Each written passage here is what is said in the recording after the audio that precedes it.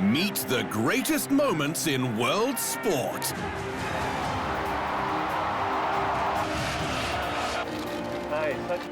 When mediocre sporting moments are making you complacent, a great moment in sport raises the bar to a level never seen before, leaving fans screaming for joy and foes secretly applauding the unfathomable feat. Whether it be breaking a world record, a color barrier, or simply a great expectation, these otherworldly moments in time elevate everyone involved onto an unexpected level of sheer addictive euphoria. Classify them as magical, maddening, or mystical, but moments are made great when redefining the truth.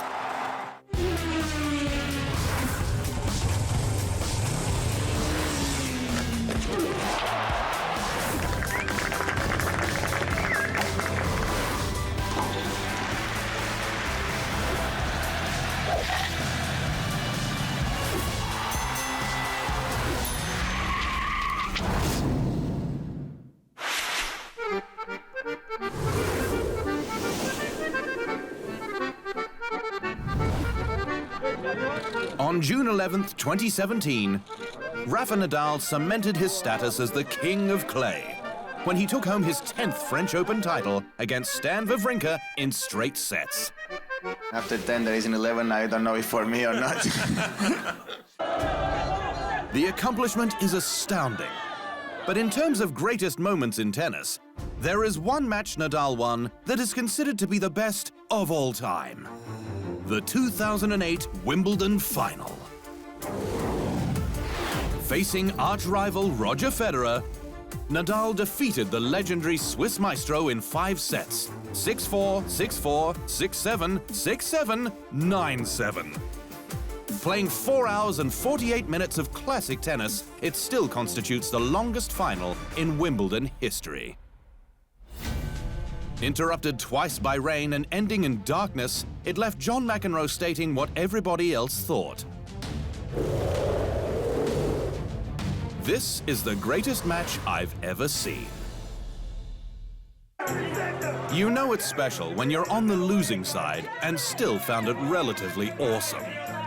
We've played over 4 or 5 times in Grand Slam finals and some epics and some now classical, like for instance the finals we just played in Wimbledon. Some people call it the greatest match of tennis ever, you know, so to be part of that match was great. I would have loved to, of course, to have won it. On the women's side, many felt the greatest match took place nearly a century ago, when the 2 dominant players of the era, the best player in Europe, France's Suzanne Lenglen, and the best player in America, Helen Wills, met in the French Riviera. What was truly amazing about their rivalry is that it would be their only encounter. Taking place at the Carlton Club in Cannes, France, on February 16th, 1926, Lenglen won it 6-3, 8-6 in just over an hour. Tragically, just 2 days after Wills won her 8th Wimbledon singles title, the flamboyant French female died of anemia at just 39 years of age. Coming up, one birth date that makes you great.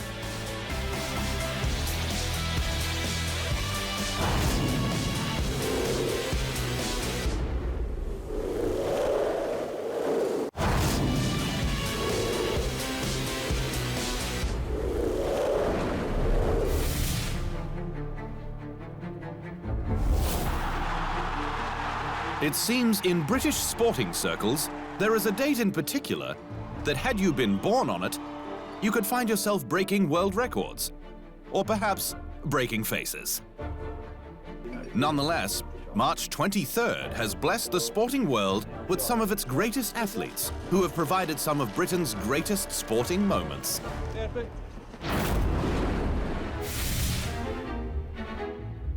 It was once considered an obsession for middle-distance runners, breaking the 4-minute mile. And while many other runners dreamed daily of achieving such a sublime feat in the early 1950s, one British junior doctor, born on March 23, 1929, decided to give the barrier a run after finishing 4th in the 1500 meters at the Helsinki Games in 1952. His name is Roger Bannister.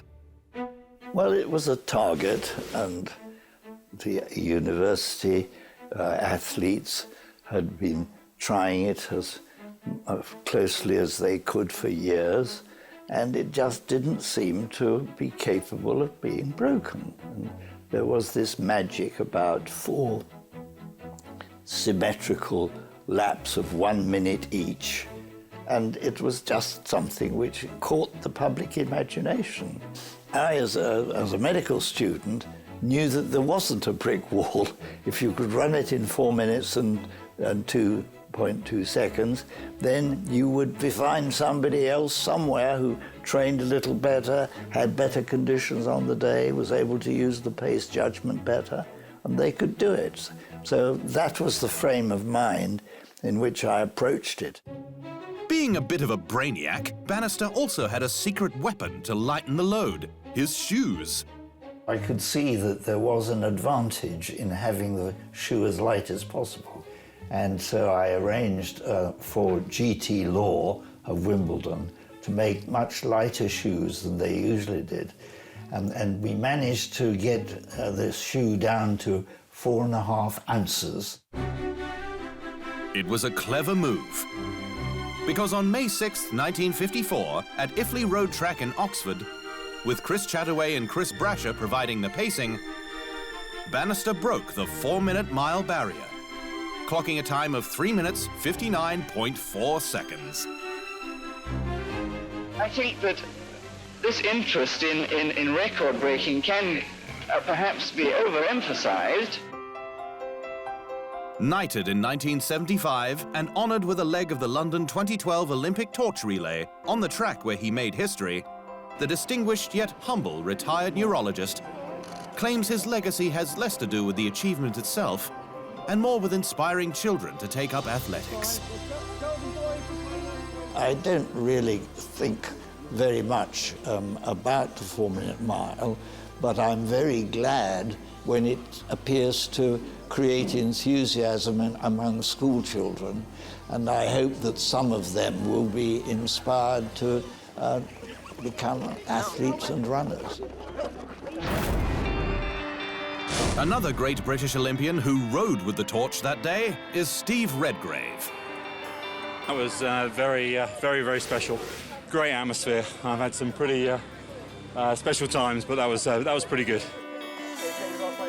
Born on March 23, 1962, what was also special was how he provided fans with rowing's greatest ever moment, when he won an unprecedented 5th gold medal in the event at the Games. But for Redgrave, his greatest medal was his first.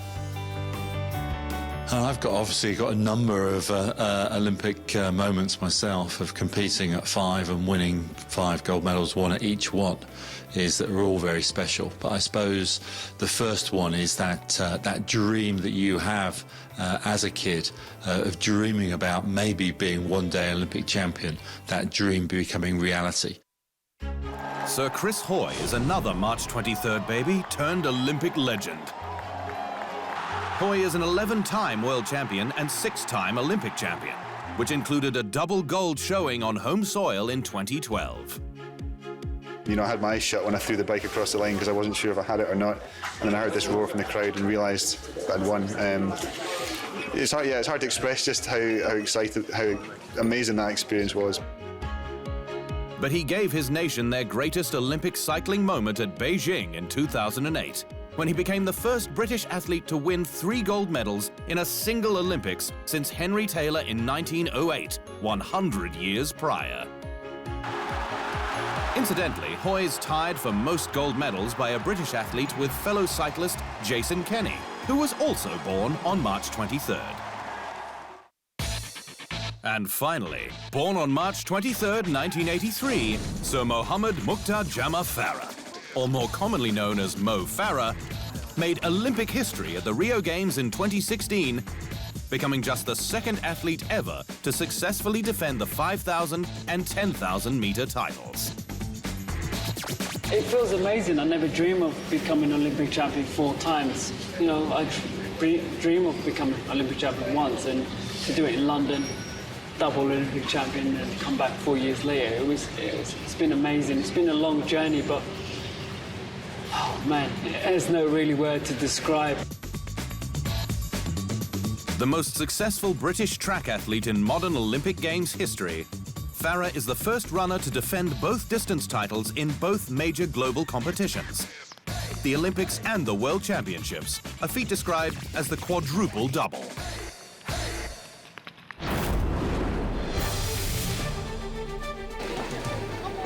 The Olympic Games, the major international sporting event that is able to unite the world before they even begin by parading a flame before trails of rowdy onlookers and fill night skies with fireworks to keep that hype alight. But the real fireworks happen when the games themselves take place. And it's there that some of the greatest moments in sports have been witnessed. Who knew the most influential athlete at the 1948 Olympics in London would be a 30-year-old mother of 2 children? Fanny Blankers-Koen of the Netherlands won 4 gold medals in the 80-meter hurdles, the 100 and 200-meter sprints, and the 4x100-meter relay, becoming the first woman to win 4 gold in a single Games. The flying housewife broke barriers for female athletes around the world and was named Woman of the 20th Century by the IAAF. It was called the Leap of the Century. When Bob Beamon jumped 8.90 meters at the 1968 Mexico City Games, the leap was so stratospheric, it outdistanced the measuring equipment set up for the Games. Having broken the world record by 55 centimeters, Beamon himself was so surprised, he had a cataplectic seizure from the bewilderment of it all.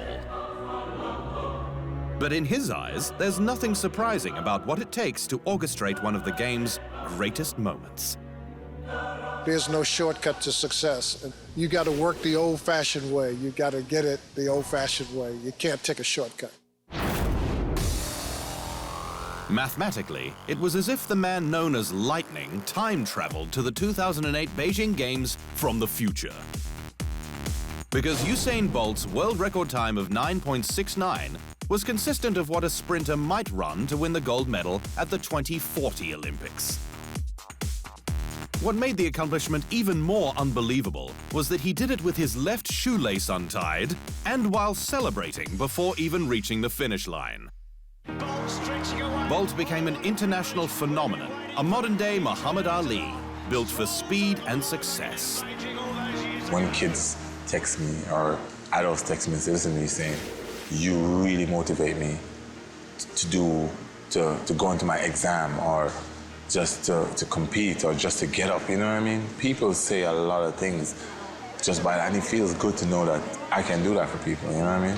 To know that I'm that person who makes them feel good about themselves or motivates them to want to do better for themselves. After the break, the greatest moments in boxing.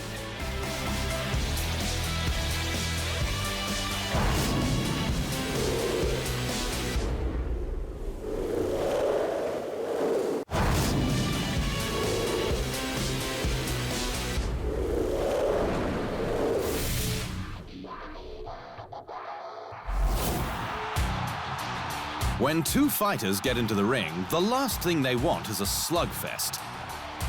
However, a slugfest is how one could describe 3 of boxing's greatest moments. And all of them feature the greatest boxer of them all, Muhammad Ali.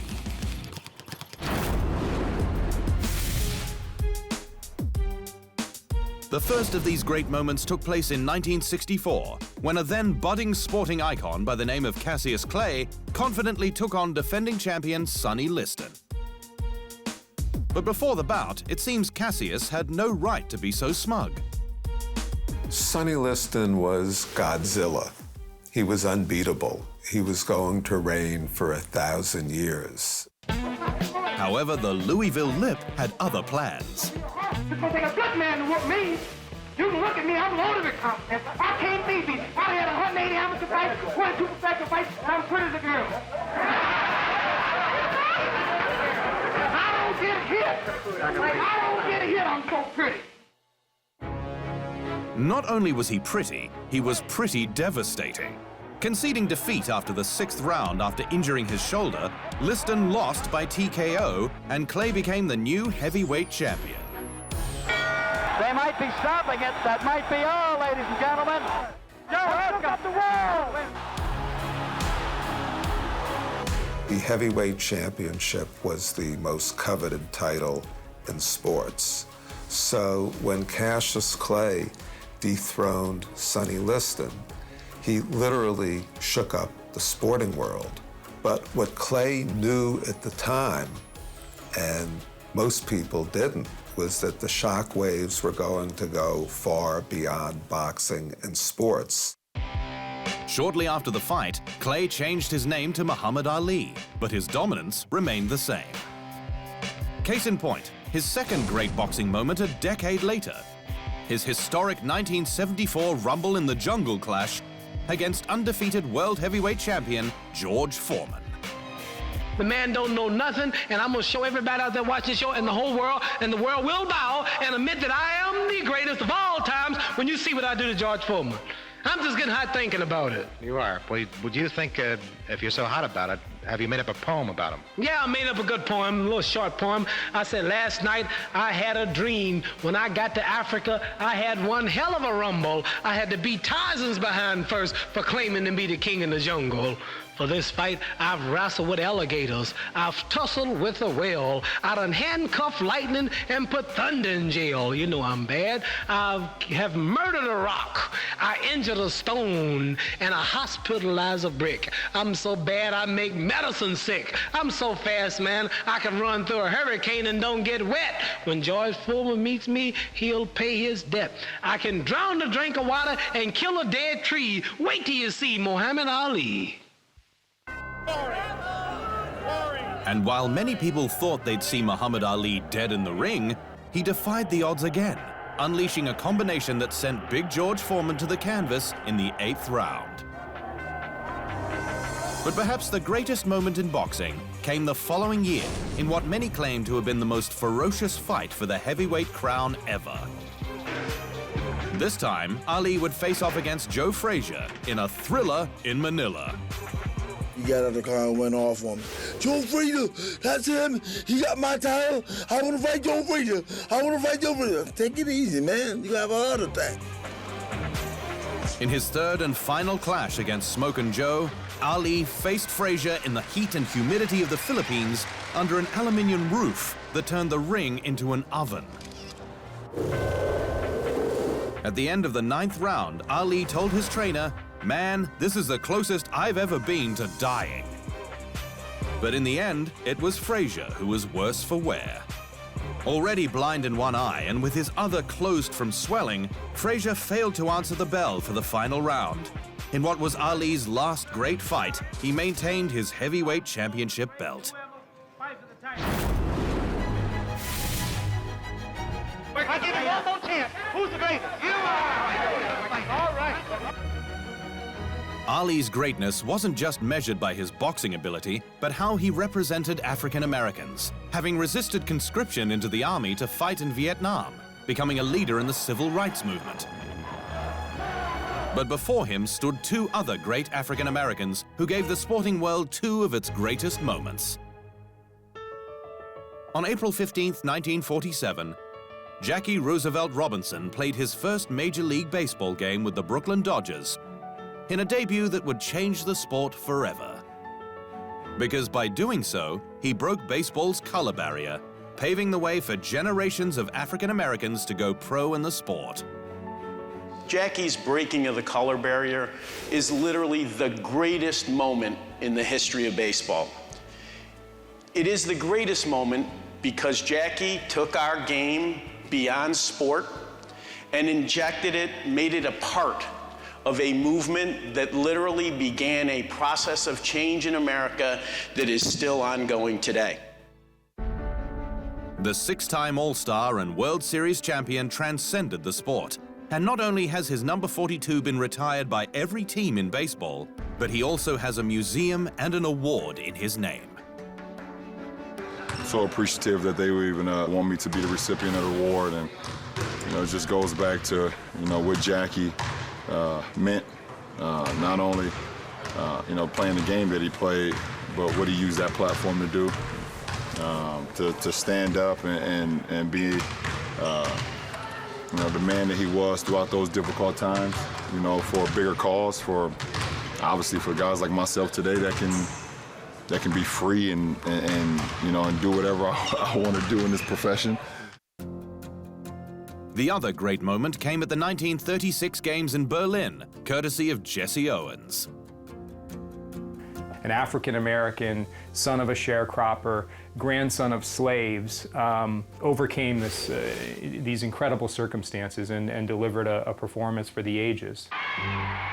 During a dark period in world history which saw the rise of the ruthless Adolf Hitler and Nazism, this edition of the Olympics was supposed to be his way of showcasing Aryan supremacy. But this plan would be shot down by the Buckeye bullet. The propaganda that the Nazi Party wanted to put forward, which was centered in the idea that the Aryan race would perform in a superior way in those Olympics. Jesse Owens broke that myth right at the start, capturing 4 gold medals in the Olympics and dominating track and field competition. I wanted to come home, and I really did. After all, I haven't seen my wife for 3 months, and I'm very glad to be back home to see her.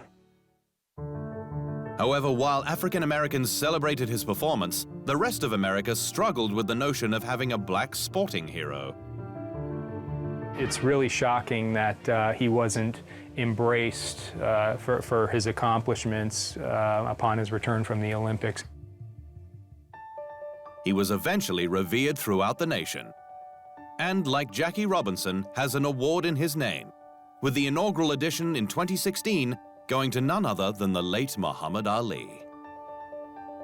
It's a humbling experience. It's quite an honor to be given this because of what Jesse Owens stood for and what he did, how he performed on the field in a time of really of oppression, real social injustice and hatred for people. Still to come, a divinely appointed greatest moment.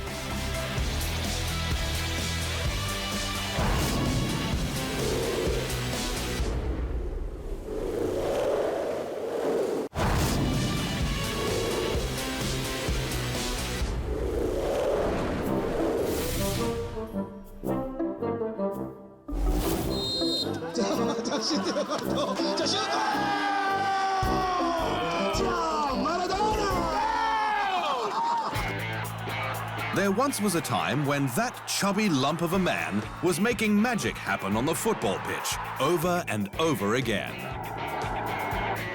Diego Armando Maradona. Arguably the greatest player of all time, Maradona also orchestrated 2 of the World Games' greatest moments, leaving foes and fans in awe.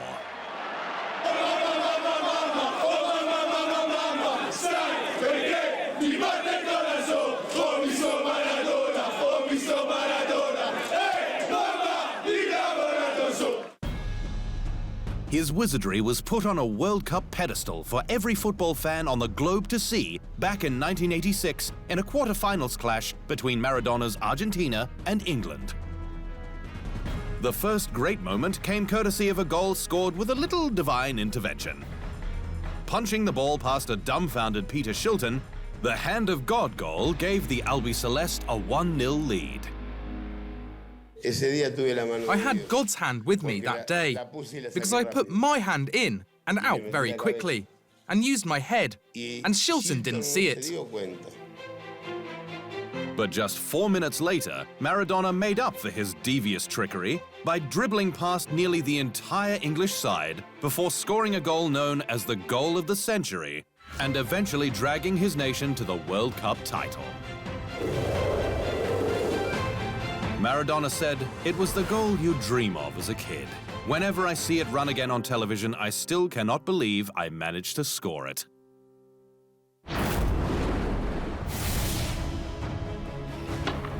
The truth about the greatest moments in sport is that it is somewhat subjective.